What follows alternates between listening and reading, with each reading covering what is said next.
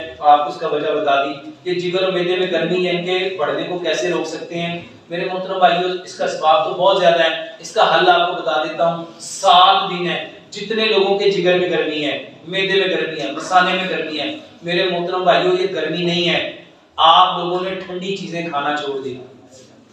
آپ لوگوں نے ٹھنڈی چیزیں کھانا، کون سی ٹھنڈی چیز؟ میرے محترم بھائیو 7 دن ہے، 7 جوس پیو۔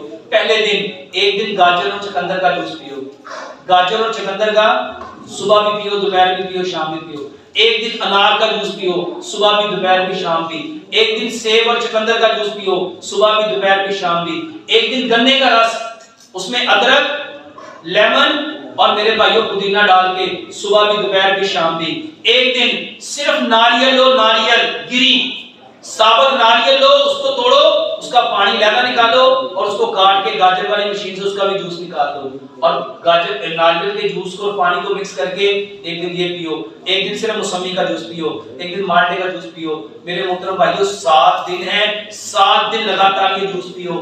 2 سے 3 بار اس کو چین کو چلاؤ گے، انشاءاللہ گرمی کا نام و نشان نہیں ہوگا۔